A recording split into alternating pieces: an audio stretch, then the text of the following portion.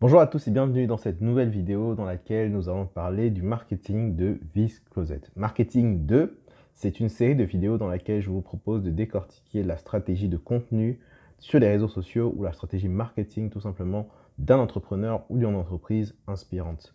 Vice Closet, c'est une boutique en ligne qui évolue actuellement en Afrique, donc au Bénin, à Cotonou, et qui est détenue par une entrepreneure que j'ai eu la chance d'interviewer en off. Bien sûr, je ne mettrai pas l'interview, enfin, je ne pense pas en tout cas que je mettrai l'interview sur ma chaîne, mais c'est ce que je vais vous partager qui sera le plus important. Et on voit ça tout de suite après l'introduction.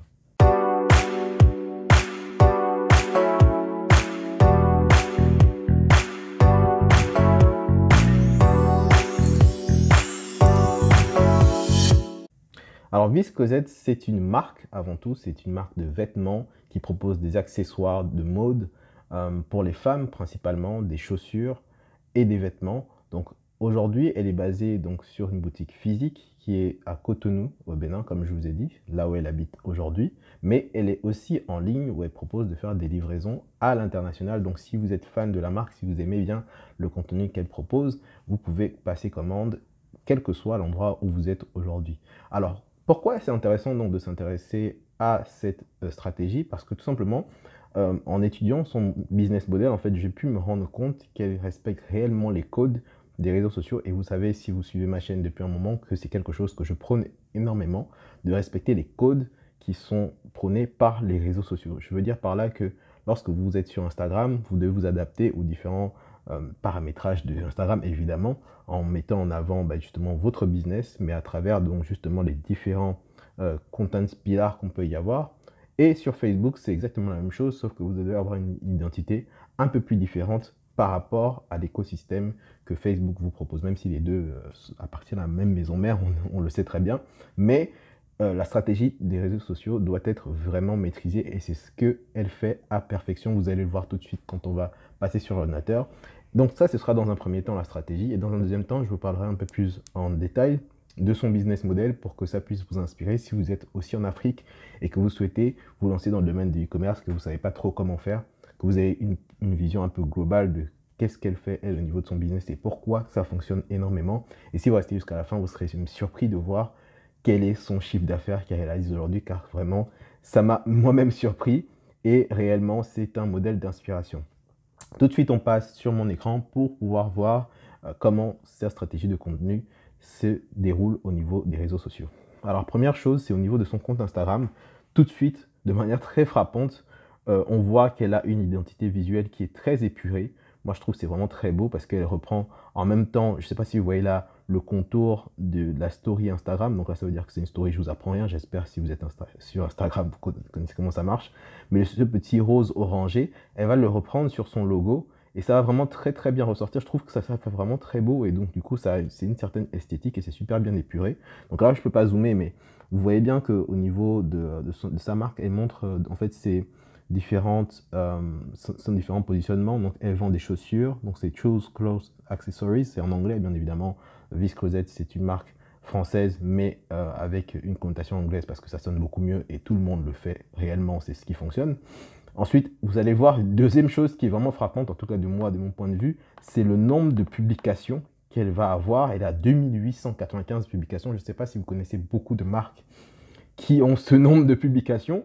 Et en 5 ans, je trouve que c'est un très beau travail qu'elle a réalisé de pouvoir être aussi consistante. Et c'est pour ça qu'on vous dit que réellement, voilà, elle a à peine 22 000. Je dis bien à peine parce que je trouve qu'avec ce nombre de publications, elle devrait être encore plus loin. Avec 22 600 abonnés, je trouve que c'est vraiment énorme, un énorme travail qu'elle a abattu. Et c'est pour ça que j'apprécie réellement le contenu qu'elle propose. On va le voir tout de suite. Ensuite, donc, dans sa description, ça c'est très important pour Instagram. Je vous ai parlé tout à l'heure de l'écosystème. Vraiment, Instagram propose de vous faire donc une biographie qui est mise en avant comparé à Facebook.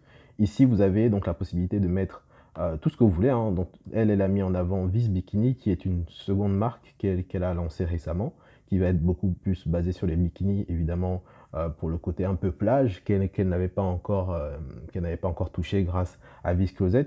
Ici, elle précise que c'est une boutique en point relais. Elle fait aussi du grossiste.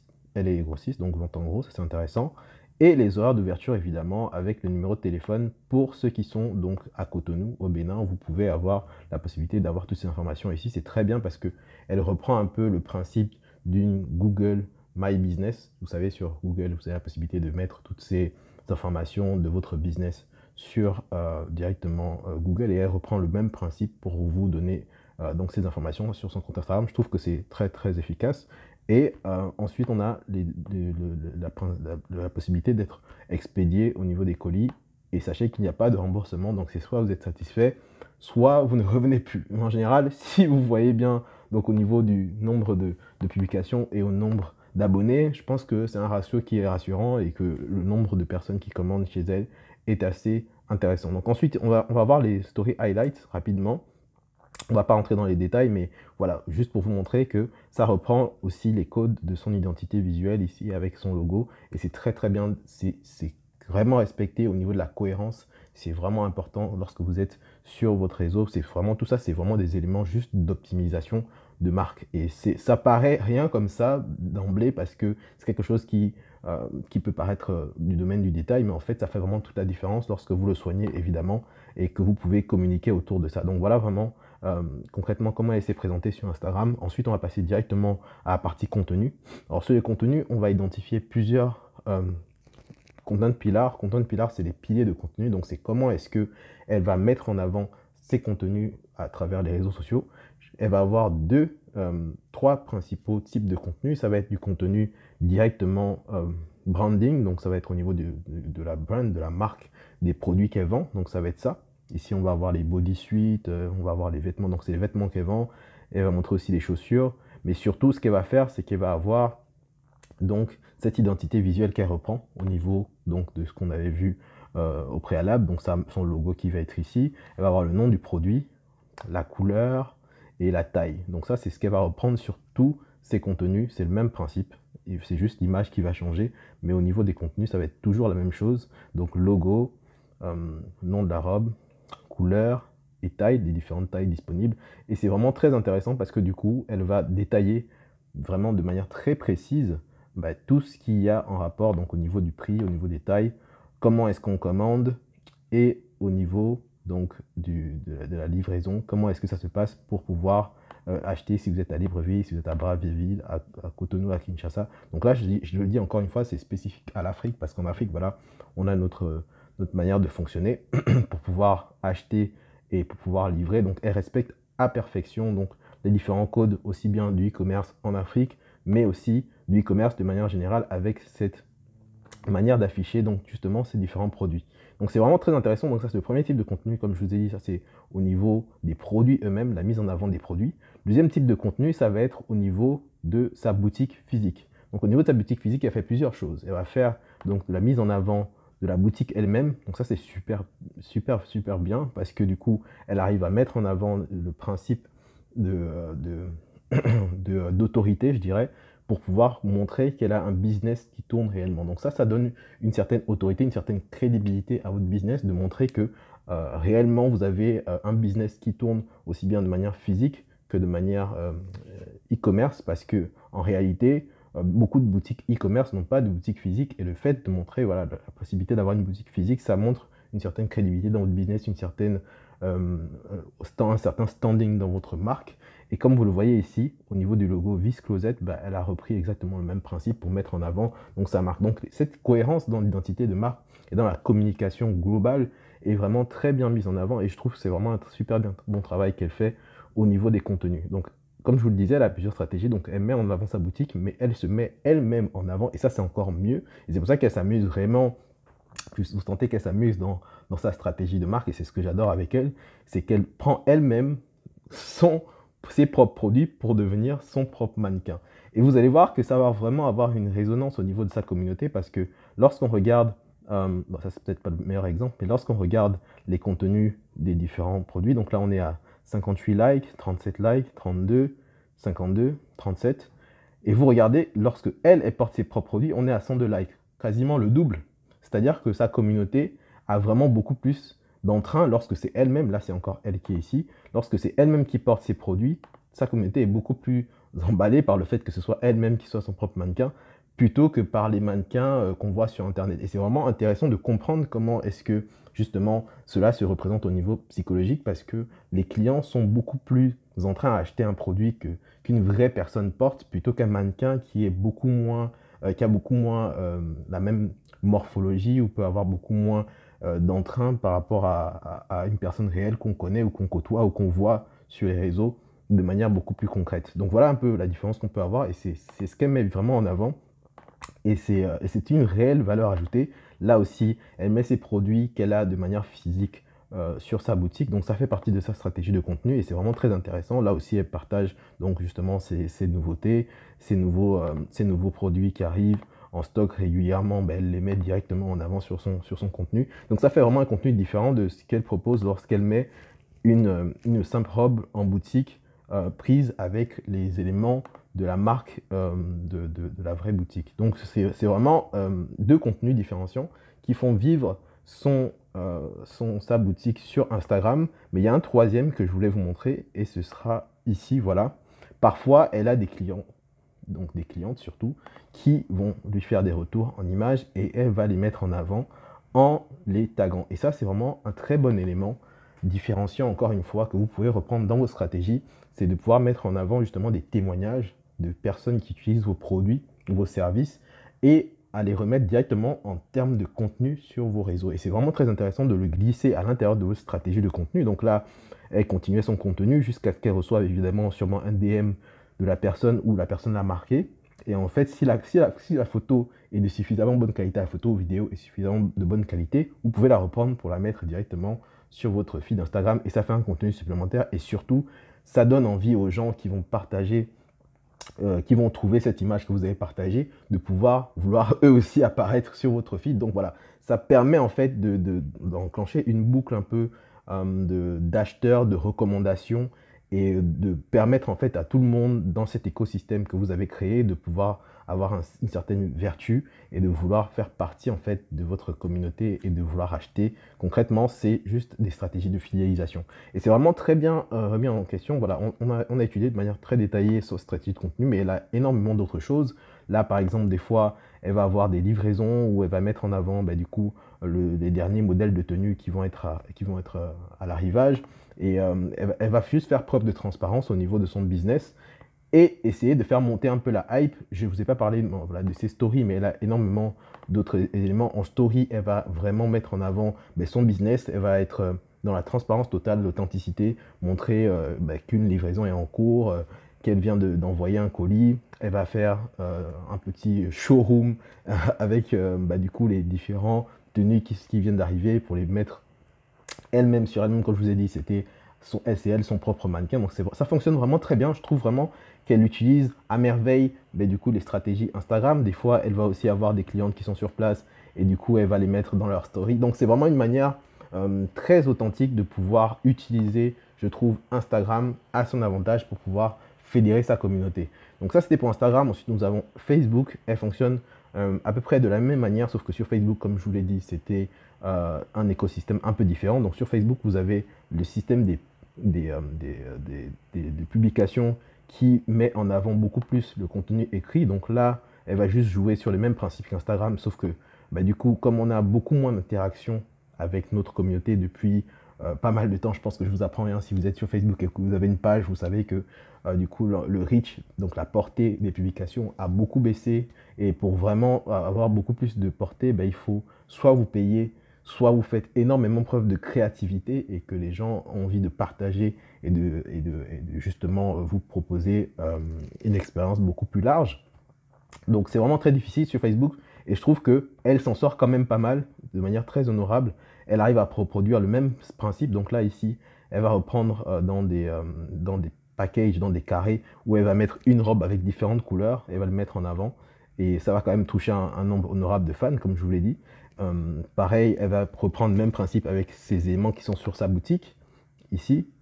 Elle va mettre en avant différents angles de photos qu'elle va prendre.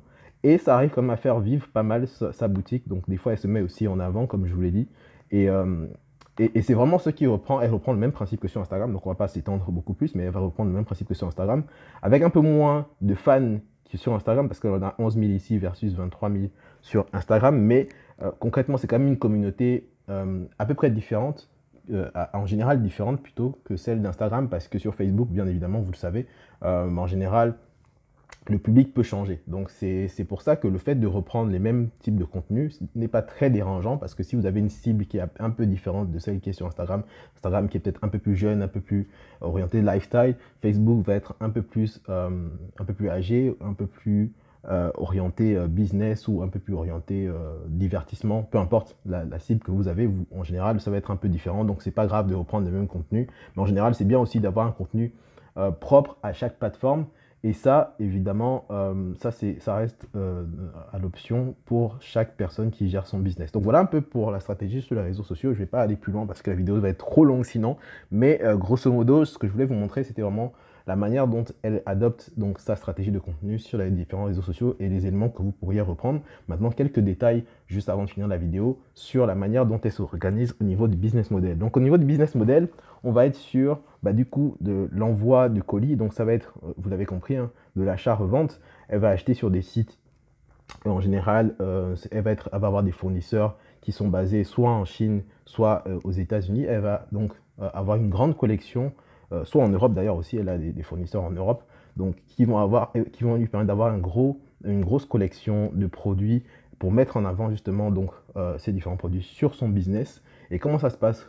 Généralement, elle m'a expliqué, elle a un agent dans chaque pays dans lequel elle se fournit. Et en fait, les agents, ce qu'ils font, c'est qu'ils vont réceptionner les colis à la sortie des entrepôts et ils vont en fait s'occuper de faire du packaging au niveau des différents colis, parce que vous savez qu'un produit qui sort de l'entrepôt, en général, soit il est packagé avec des écritures de Chine ou alors d'Europe, et c'est pas du tout personnalisé. Et elle va avoir des agents en fait qui sont spécialisés donc justement dans la personnalisation de ces colis et dans l'envoi en fait des colis au niveau des clients. Et c'est comme ça qu'elle réalise donc justement son chiffre d'affaires. Oups, petite notification.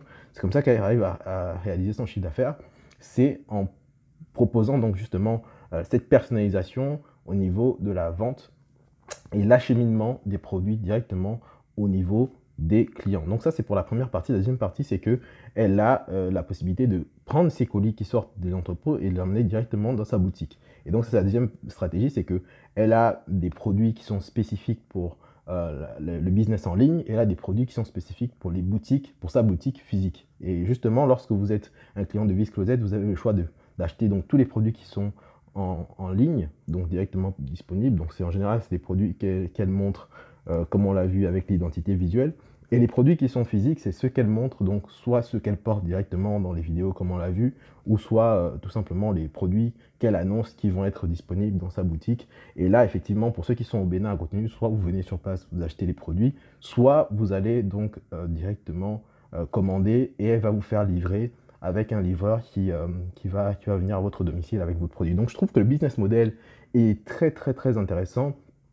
Et c'est tellement intéressant que du coup, son chiffre d'affaires, quand elle me l'a annoncé, j'y croyais à peine. Mais pour ses meilleurs jours, je dis bien jours, ses meilleurs jours, elle est capable d'atteindre un chiffre d'affaires de 300 000 francs CFA. 300 000 francs CFA en euros, si je ne me trompe pas, on est aux alentours de 400 euros. Vous ferez le calcul en tout cas. Mais c'est vraiment très intéressant. 400 euros par jour, je ne sais pas si vous vous rendez compte, voilà, pour un business.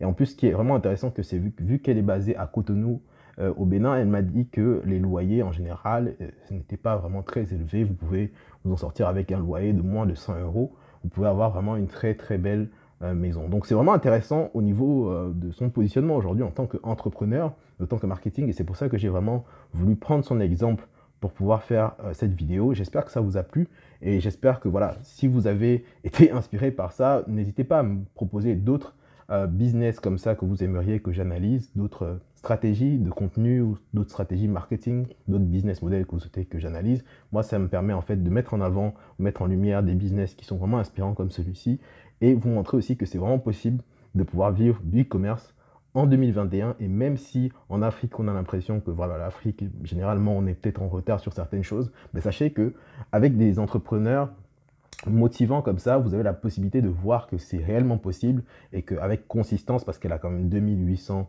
publications sur son compte, il faut vraiment être consistant, faut vraiment comprendre que c'est quelque chose sur le long terme. C'est pour ça que je dis tout le temps, entrepreneuriat, c'est un état d'esprit et si vous l'avez, si vous avez le bon état d'esprit, vous êtes capable de réussir. Donc voilà, c'était tout pour cette vidéo. Merci encore de l'avoir suivi jusqu'au bout et on se retrouve une prochaine fois pour une autre vidéo. À la prochaine.